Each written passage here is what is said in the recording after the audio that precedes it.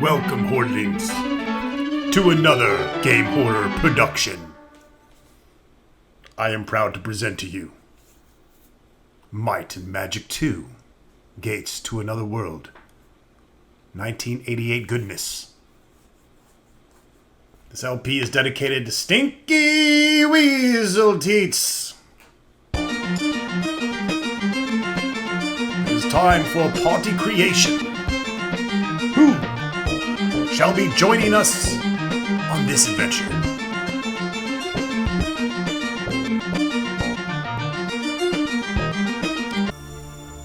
The land is bleeding.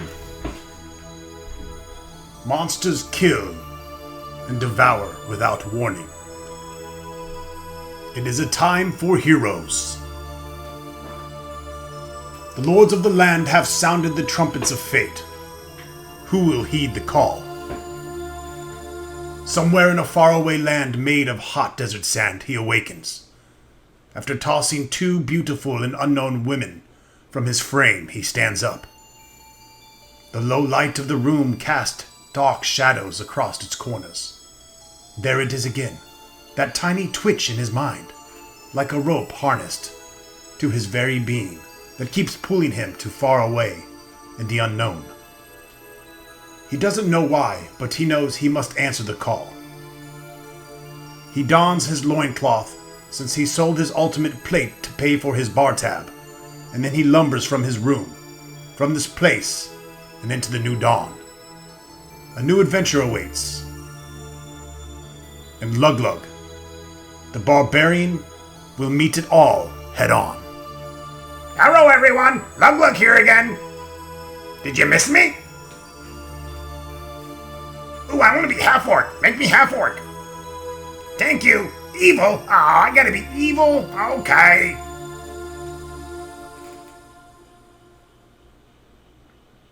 In another region, a beast of enormous strength snorts as he places the final skull upon his mantle. This champion who was once a prisoner of Grimrock is now free. Like the others of this tale I tell, the Minotaur could feel an urging, pulling at his innards. There were more skulls to collect. He reached for his magical amulet that gave him the ability to polymorph into more acceptable races. He thought about what race of men would best suit his stubborn strength and demeanor. Suddenly, he started to shrink. And shrink.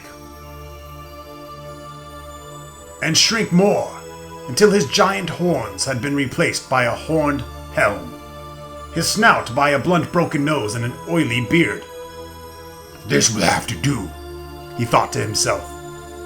And the short and stout Trog, dwarven knight of the realm, wandered off to this new distant land. Welcome, Trog.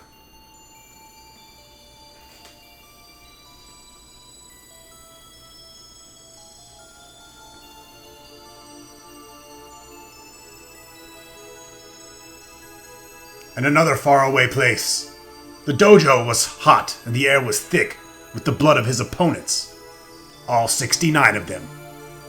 The martial arts grandmaster stood above them grinning. He sheathed his katana and left the groaning and broken men to mend their wounds, and walked out into the sunlight. He took a deep breath of fresh air and exhaled. A shrill scream suddenly erupted from the forest ahead. Nearly soundless, he ran towards the scream. He was a hero from many walks of life. He was samurai, ronin, ninja, everything.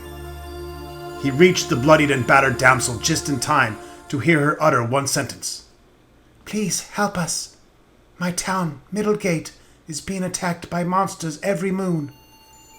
With that, she fell silent in his arms. He gave her a proper burial and said a prayer to the many gods.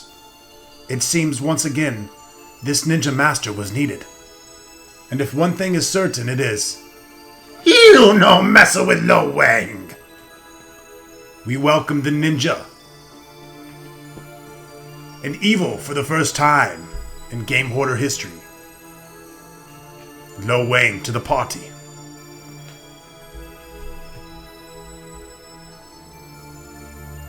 tip of her arrow glistened with poison.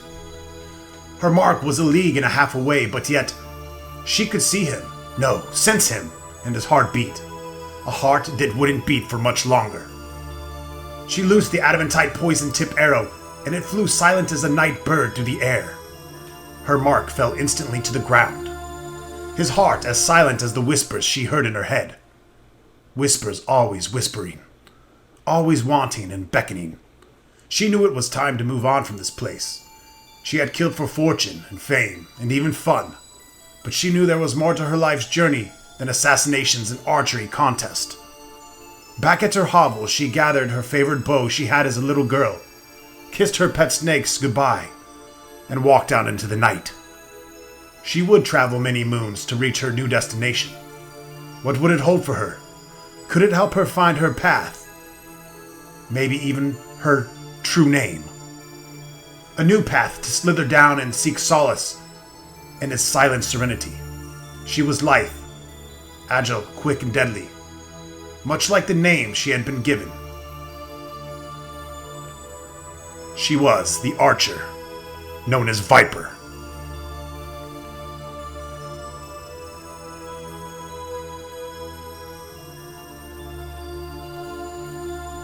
And she was an elven archer, an evil elven archer. The bandages she had wrapped around the dying man's chest were firm. The wound had clotted. For now. Sweat dripped from her forehead as she worked feverishly over the others until she was satisfied they would live. Or die. She was a master at her craft, but not all could be saved. She returned to her room and glanced over at the dragon shield and giant mace that rested against the wall. Her work here was done. A raven had come earlier that morning from a lord of a faraway land. A town called Middlegate had been under the shadow of some dark entity for months, and the soil of the land was soaked in blood. Blood. Such an amazing creation of the gods. Properties unlike any other liquid known to man. Blood was water. Blood was energy. Blood was life.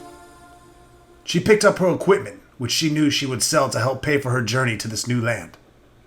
Lives needed saving. Wounds needed closing.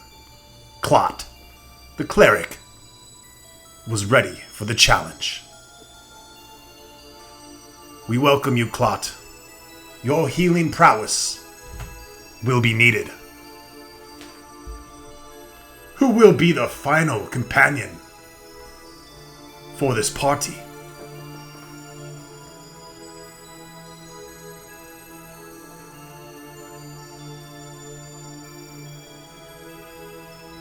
The low flicker of flame barely illuminated the giant library.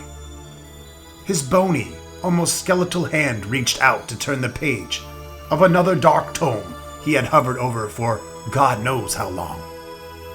God? He chuckled in a raspy voice to himself. What god? Oh gods, I will be a god, he thought, as he said it, a thought that never left his mind. He had seen worlds destroyed and worlds saved, all by his hand and mind. Behind him a low hum started, first as a murmur, and then growing into an unexplainable tremor. A green portal started to rise from the floor, which took the sorcerer by surprise, as he had all sorts of magical protection and sigils of defense throughout his lair. From the portal stepped a man dressed in druid's garb, his hands tired and old and clutching an oak staff. The man spoke. I know who you are, sorcerer, wizard, magic user, necromancer. I know what evil you are capable of, and thought more than twice before seeking your help. I am a druid from a far-off land, and all land is dying. There will be vast riches and knowledge, and even more importantly, power, for you to behold, if you can but only help us rid this evil darkness that hovers over us, like a lingering shadow of death. The sorcerer smiled. Those words filled his ears with such sweetness. He just couldn't help himself. Power. The one thing that drove him through journey after journey. The sorcerer nodded. The druid turned and walked back into the portal, and the sorcerer followed him, but not before grabbing his favorite ring that had the initials RS on it. His initials. His mind flowed, like fire and lightning flowed from his fingertips. Power. That word was everything. And now it was time to invoke it and embrace it once again. Welcome, folks, to Might and Magic 2.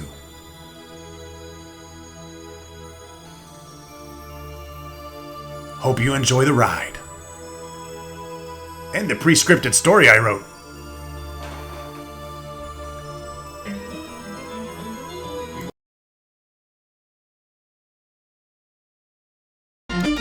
Now that we have our party created, we shall begin our journey by go-to towns. Yes, we want some awesome stereo sound. Thank you.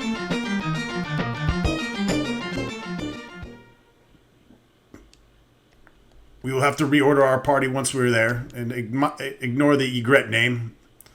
That has been changed to Viper.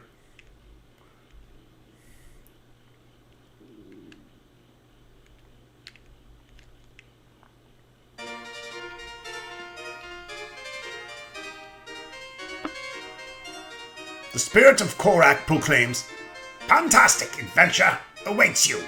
Challenging quests abound and battles innumerable must be fought. Do you have the might to emerge victorious? Only time will tell. Alright, so here we are back at the beginning of the game. I have our actual party here ready, and we're just at the registry where you can save.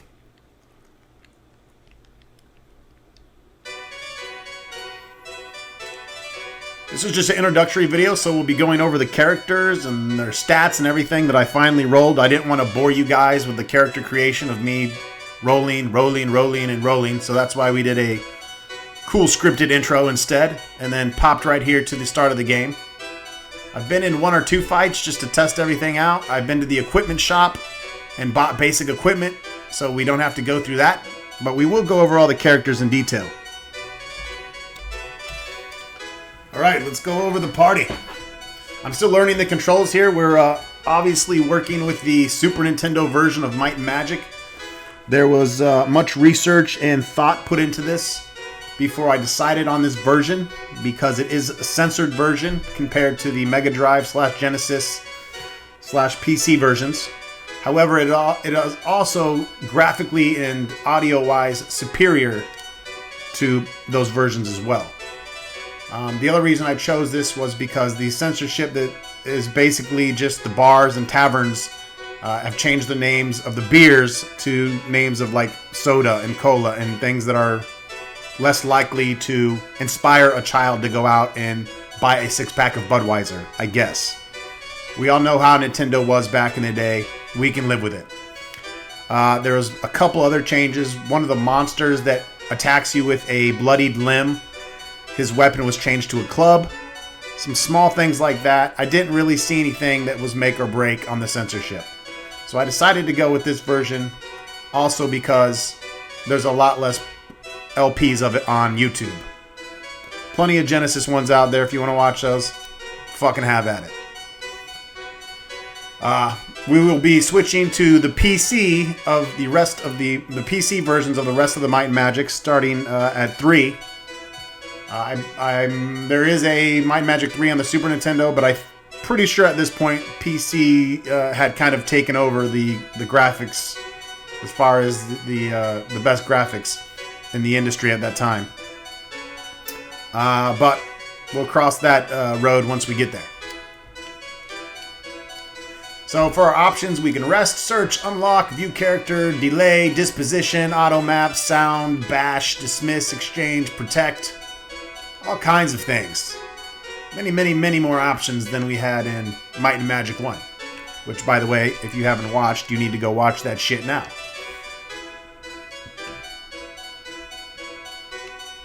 All we're interested in right now. Oh, and It was funny because I went back and watched my very first video of Might and Magic that I did back in July of 2012. I didn't have a fucking clue what I was doing in that first video. I mean, it was obvious.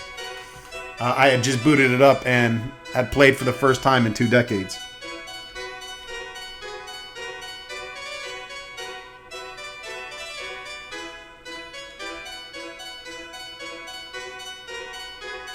So we're gonna go over the characters. We can reorder them here.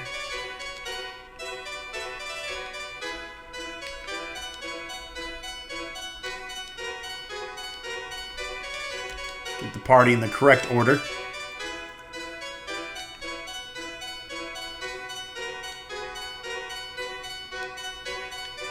It's about right. Barbarian, Knight, Ninja, Archer, Cleric, Sorcerer.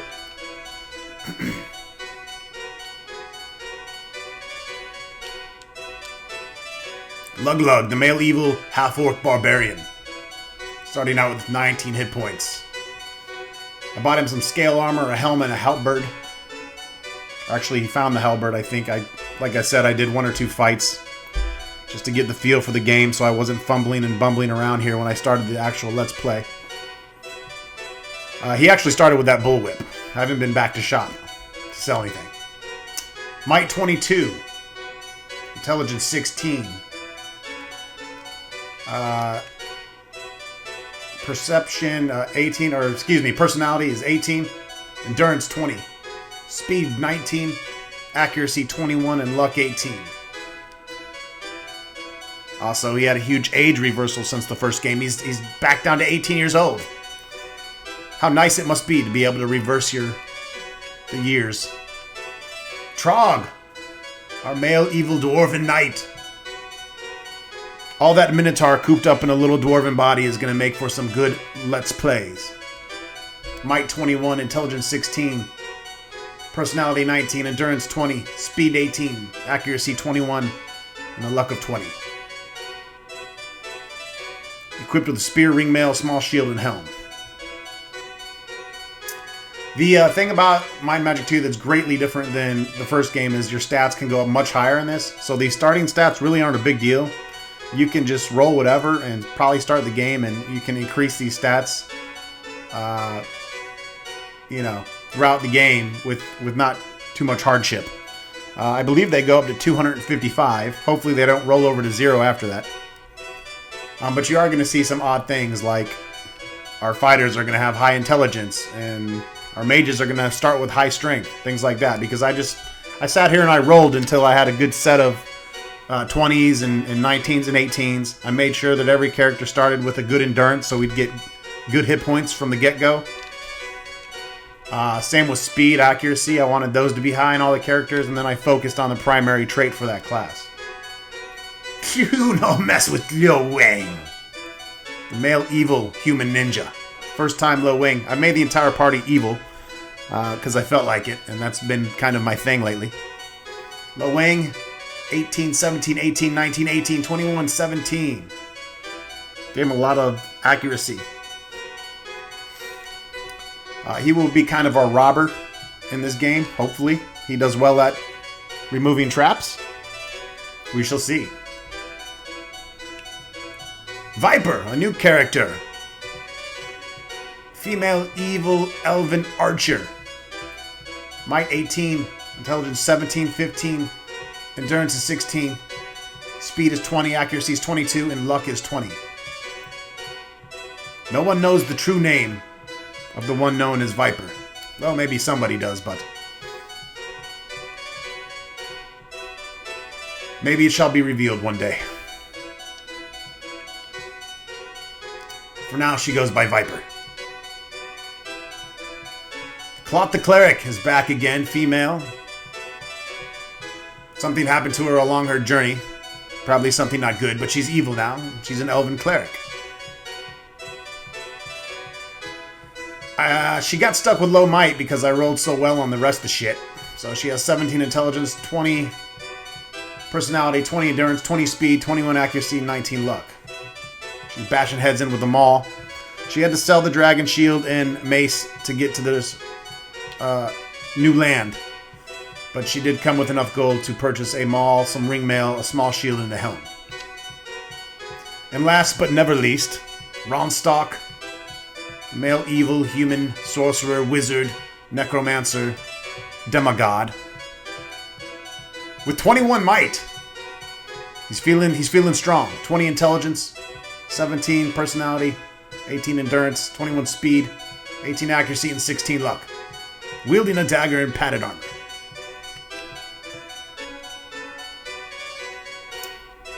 And that's it. That's all we're going to do for this intro video. That's why I labeled this 0. The LP will start soon. I have Grimrock and I have Neverwinter Nights to do. But I wanted to get everybody's palate wet and excited. And possibly some panties wet for the Might and Magic continuation of the series. I hope you enjoyed the scripted intro that I took the time to write. And we shall see you soon with more Might and Magic 2, Gates to Another World.